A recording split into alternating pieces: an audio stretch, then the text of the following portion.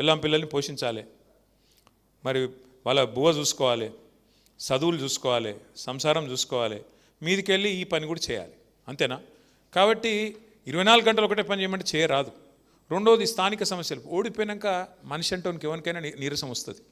మళ్ళీ మనకేం మామూలు దెబ్బలు తగిలినాయి. గత 2.5 సంవత్సరాల్లో ఓడిపోయినాం.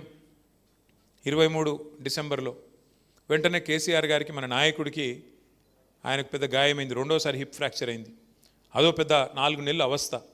ఆ తర్వాత మధ్యలో మీకు తెలుసు 10 మంది ఎమ్మెల్యేలు వెళ్ళిపోయినారు. 10 మంది ఎమ్మెల్యేలను తీసుకొని పోయినారు కాంగ్రెస్ వాళ్ళు, రేవంత్ రెడ్డి గారు. ఇంకోవైపు పార్లమెంట్లో ఆర్ఎస్ ప్రవీణ్ లాంటి నాయకుడిని పెట్టినా నాగర్ కర్నూల్లో మనం గెలవలేకపోయినాం. అంటే ఒక విచిత్రమైన పరిస్థితి. ఇవన్నీ చూసినాక దెబ్బ మీద దెబ్బ తగిలినప్పుడు నిరుత్సాహం మనిషికి వస్తుంది. అది కేసీఆర్కైనా వస్తుంది, కింది స్థాయిలో గ్రామ స్థాయిలో ఉండే మా రాములన్నకైనా వస్తుంది. రాకుండా ఎట్లుంటుంది? మరి స్థానిక సమస్యల మీద కొట్లాడాలంటే ఏమనిపిస్తుంది శ్రీధర్ అంటే, అరే నువ్వు కత్తేమో వానికి ఇచ్చినావు, యుద్ధం నన్ను చేయమంటున్నావు, ఇది ఎక్కడి కథ అనిపిస్తుందా అనిపించదా? మరి గెలిపించిన కాశిరెడ్డి నారాయణ రెడ్డి ఏం చేస్తుండు? 2వ స్థానంలో వచ్చిన ఆచార్య ఏం చేస్తాడు? ఇటు కేంద్ర ప్రభుత్వం అటు రాష్ట్ర ప్రభుత్వం ఉంది కదా, మరి మీరు కూడా మమ్మల్ని వద్దనుకుంటారు కదా, కొన్ని రోజులు కానీతి సుతాంతి అని మనకు కూడా అనిపించాలి కదా తమ్మి. సుతాంతి మరి కొత్తగా అధికారం వచ్చింది కదా వాళ్ళకు, మనం ఎందుకు ఆతృత పడ్డట్టు, కంగారు పడ్డట్టు, మనమేదో వాళ్ళకు అధికారం వస్తే మనం జీర్ణించుకోలేకపోతున్నట్టు, ఆగమాగమైపోతున్నట్టు మనం ఎందుకు ఉండాలి? తెలిసి రానీతి ప్రజలకు కూడా మాకు కూడా అనిపించింది. తప్పేముంది అందులో? నిజంగా కూడా రైతు బంధు మంచిగా పడుతుంటే అర్థం కాలే. రైతు బంధు మంచిగా పడుతుంటే ఏమనుకున్నారు? ఎవడుంటే ఏమిటి అనుకున్నారు. భూముల ధరలు కల్వకుర్తిలో ఇదివరకు ఎట్లున్నాయి, ఇప్పుడు ఎట్లున్నాయి? చల్లబడ్డదా కొద్దిగా? ఎవడుంటే ఏంలే అనుకున్నారా? గివే మరి నేను చెప్పేది. ఉత్తగానే పెరిగాయి. ఇప్పుడు భూముల ధరలు అంటే నేనేదో రియల్ ఎస్టేట్ దంద గురించి చెప్తలేను. భూమి ఇప్పుడు శ్రీధర్ ఉన్నాడు ఫర్ ఎగ్జాంపుల్. శ్రీధర్కి ఒక 5 ఎకరాల పొలం ఉందనుకో. ఒక ఎగ్జాంపుల్ నేను చెప్తున్నా, శ్రీధర్ ఏమనుకో. ఎటుంటుందంటే 5 ఎకరాల పొలం ఉంటే కేసీఆర్ రాకముందు 2014లో 5 ఎకరాలకు మొత్తం కలిపి ఎకరానికి 20 లక్షలు ఉండేది, మొత్తం ₹1 కోటి. కానీ కేసీఆర్ వచ్చినాక ఆ ₹1 కోటి విలువ 5 కోట్లు అయింది. అయిందా? అంటే ఏమవుతుంది? సంపద పెరిగినాక మనిషిలో ధీమా పెరుగుతుంది. ఏమనిపిస్తుంది? ఆ కోవిడ్ వచ్చింది, కరోనాను గిరోనా వచ్చింది, ఆ ముఖం మొత్తం దేశ ప్రపంచమంతా గతర వచ్చినట్టు వచ్చి అందరూ మూతికి బట్టలు కట్టుకొని తిరిగే పరిస్థితి, ఎవడు ఇంట్లోకి వెళ్ళి బయటికి వెళ్ళిన పరిస్థితి వచ్చింది. అప్పుడు ఏమనిపిస్తుంది మనిషికి? ఎక్కడో దగ్గర ఆలోచన వస్తుంది కదా, అయ్యో నేను పోతే ఎట్లారా, డామ్మ నేను చచ్చిపోయినా అనుకో, నా పిల్లల పరిస్థితి ఏంది, మా తల్లిదండ్రుల పరిస్థితి ఏంది, వాళ్ళని ఎవడు చూసుకుంటాడు, ఏమవుతుంది? ఇది ఉంటుందా లేదా ప్రతి మనిషికి ఆలోచన? నాకేమన్నా అయితే ఎట్లా? ఎవడన్నా మన దగ్గరోడు ఎవడన్నా పోయిండు అనుకో చిన్న వయసులో, మనకు కూడా కొడుతుంది ఎక్కడో గుండెలో, అయ్యో మరి మనకేమన్నా అయితే మన పిల్లల పరిస్థితి ఏంది, మన పిల్లల పరిస్థితి ఏంది, మన తల్లిదండ్రుల పరిస్థితి ఏంది, మా మిగతా వాళ్ళ పరిస్థితి ఏంది, డిపెండెన్స్ ఉంటుంది. 5 కోట్ల విలువ ఉంటేనేమో ఒక ధీమా ఉంటుంది. అరే నాకేమన్నా అయినా నా 2 ఎకరాలు అమ్ముకొని మా వాళ్ళు ఏదో తిరిగి బతుకుతారు తీ అనిపిస్తుంది.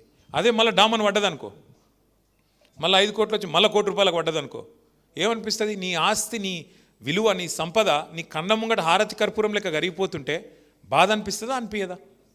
హైదరాబాద్లో చాలామంది చిరుద్యోగులు ఉంటారు, చిన్న ఉద్యోగాలు చేసుకుంటారు, ప్లాట్లు కొనుక్కుంటారు. భవిష్యత్తులో వనికి నా పిల్లలకి అని చెప్పి అక్కడ మీ ఆమన్గల్ కాడ, మీ కల్వకుర్తి కాడ, మీ మాడుగుల కాడ ఈడికెళ్ళి వచ్చి అడుగుంటారు. 200 గజాలు 300 గజాలు ప్లాట్లు, దానికి పెద్ద మార్కెటింగ్ ఉంటుంది, నడుస్తూ ఉంటుంది. మీ ఈడ గుసునలలో కూడా చాలామంది ఉంటారని నాకు ఎరికే. మీ కల్వకుర్తిలో నడిచేదే గద్దంతా మాకు తెలుసు. ఎందుకు చెప్తున్నా అంటే అట్లా బతికేటోళ్ళు, మార్కెటింగ్ చేసుకుంటోళ్ళు ఉంటారు, కొనుక్కుంటోళ్ళు ఉంటారు. ఇలా వాళ్ళ ఆస్తి విలువ ఏందండి? కష్టపడి 10 లక్షలు పెట్టి 200 గజాలు ప్లాట్ కొంటే నీ కళ్ళ ముంగటనే తగ్గిపోయి 7 లక్షలు 6 లక్షలు. ఎలక్షన్లకు ముందు కేసీఆర్ ఉన్నప్పుడేమో ఎకరానికి నువ్వు ₹1 కోటి అడిగితే ఇవ్వపోతివి. ఇలా అడిగేటోళ్ళు లేకపోయా. ఎట్లా అనిపిస్తుంది? బిడ్డ పెళ్లి చేయాలన్నా, వ్యాపారం చేయాలన్నా, ఒక కొత్త పెట్టుబడి పెట్టాలన్నా, ఏమిటికి ఏం లేకపోతే, పైసలు మార్కెట్లో లేకపోతే, నీ ఆస్తి విలువ హారతి కర్పూరం లెక్క కరిగిపోతుంటే ప్రభుత్వం అంటే కోపం వస్తుందా రాదా? ఈ అమ్మాయి దరిద్రుడు వచ్చినాక ఏమి రాబో ఇట్లయిపోయింది అనే ఫీలింగ్ వస్తుందా రాదా? ఇలా అది జరుగుతున్నది, తెలంగాణ వ్యాప్తంగా చర్చ జరుగుతుంది. నేనేదో మా రేవంత్ రెడ్డి గారి మీద నాకేం గెట్టు పంచాయతీ లేదు, నాకు ఆయనకేం వ్యక్తిగతమైన పంచాయతీ ఏం లేదు. బాధ ఎక్కడ అనిపిస్తుంది అంటే, తమ్ముడు అన్నాడు ఇందాక మాట్లాడుతూ, తెలంగాణ సరిగా నడవట్లేదు, మనం అనుకున్న పద్ధతుల్లో నడవట్లేదు. ఎందుకు నడవట్లేదంటే మోసం చేసి అధికారంలోకి వచ్చినారు. ప్రజల్ని మభ్యపెట్టి మోసం చేసి అడ్డగోలు హామీలు ఇచ్చి ఎవరికి చెప్పాలనుకున్నది వాళ్ళకి చెప్పినారు. కేసీఆర్ గారు ఒక బ్రహ్మాండమైన పథకం, రైతు బంధు ఒక్కటే తెలియదు, ఆయన దళిత బంధు అనో పథకం తెచ్చినాడు. సరే కొంతమందికి నచ్చవచ్చు, కొంతమందికి నచ్చపోవచ్చు, కానీ దళిత బంధు లాంటి పథకం కానీ రైతు బంధు లాంటి పథకం కానీ పెట్టాలంటే నాయకుడికి కలేజా ఉండాలి, గుండెలో ధైర్యం ఉండాలి, ఉత్తుతగా కాదు. ఆల్తు ఫాల్తు నాయకులు, రిబ్బన్ కటింగ్ నాయకులతో కాదు అట్లాంటి పథకాలు. కలేజా ఉండాలి, ధైర్యం ఉండాలి. గెలిస్తే గెలుస్తా, పోతే పోతుంది. కానీ చరిత్రలో ఒక మార్పు తేవాలే అనే దమ్ము ఉండాలి. మార్పు మార్పు అని డైలాగులు కొట్టుడు కాదు, మార్పు తెచ్చే దమ్ము కూడా ఉండాలి లోపల. అది ఉన్నోడు కేసీఆర్ కాబట్టి పెట్టిండు. వీళ్ళు ఏం చేశారు కాంగ్రెస్ వాళ్ళు? కేసీఆర్ 10 లక్షలు ఇస్తా అంటే మేము ఎంత ఇస్తా అన్నారు? ఇస్తా అన్నారా? ఎవరికన్నా ఒక్కనికన్నా 12 పైసలు పడ్డాయా ఈ రాష్ట్రంలో? ఇంకేం చెప్పారు? కేసీఆర్ పైసలు ఇండ్లకు ఇస్తలేడు, ఎస్సీ ఎస్టీలకు మేము 6 లక్షలు ఇస్తామని చెప్పారు. ఇందిరమ్మ ఇండ్లకు ఒక్క ఎస్సీ సోదరుడికి కానీ, ఒక్క ఎస్టీ సోదరికి కానీ ఈ రాష్ట్రంలో 6 లక్షలు వచ్చినాయి ఎవరికన్నా? ఇంకేం చెప్పినారు? 10వ తరగతి పాస్ అయితే 10,000 ఇస్తాం, 12వ తరగతి పాస్ అయితే 25,000 ఇస్తాం, డిగ్రీ పాస్ అయితే 1,00,000 ఇస్తాం, పీజీ పాస్ అయితే 5 లక్షలు ఇస్తాం. ఒక్కలకు చూపెడతావా? అవి వదిలిపెట్టు, కొత్తగా ఇచ్చేటి ఇడిచిపెట్టు. ఉన్నది ఫీజు రీయింబర్స్మెంట్, ఫీజులు కట్టే కార్యక్రమం ఉంది కదా, ఫీజు రీయింబర్స్మెంట్ రాజశేఖర రెడ్డి గారు పెట్టినారు. మంచి పథకం అని మనం కొనసాగించినాం. ఇలా కాంగ్రెస్ వాళ్ళు ఫీజులు ఇవ్వకపోతే, కాలేజీలు సర్టిఫికెట్లు ఇవ్వకపోతే ఒక తల్లి తండ్రి హైకోర్టుకు పోయినారు. అయ్యా వీళ్ళు డబ్బులు కట్టట్లేదు. హైకోర్టు ఏం తీర్పిచ్చింది దొరికేనా? వాడు ప్రభుత్వం వాడు బేకారు ఉన్నాడు, వాడు ఇస్తలేడు కదా పైసలు, మీరు కాలేజీలలో తల్లిదండ్రుల దగ్గరనే వసూలు చేసుకోపోండి అని చెప్పినాడు.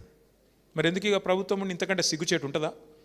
ఒక ప్రభుత్వము తల్లి తండ్రిగా 1000 గురుకుల పాఠశాలలు పెట్టి ఒక్కొక్క విద్యార్థి మీద 6.5 లక్షల విద్యార్థుల మీద, ఒకరు కాదు ఇద్దరు కాదు, 6.5 లక్షల విద్యార్థుల మీద ఒక్కొక్కరి మీద 1,20,000 రూపాయలు ఖర్చు పెట్టి చదివిపించిన కేసీఆర్ ప్రభుత్వం ఎక్కడ? ఆ ఫీజులు కట్టకుండా సావగొడుతున్న రేవంత్ రెడ్డి ప్రభుత్వం ఎక్కడ?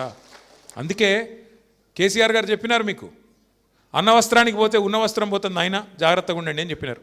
ఇన్లే మనం మా సోదరుడు ఒక ఆయన కలవకుర్తిలో నేను సర్వేకి పంపించిన, ఇది నువ్వు వినాలి చెప్పాలన్న. ఫోన్ తర్వాత చూద్దు తీయ దిక్కుమాలిన సోషల్ మీడియా.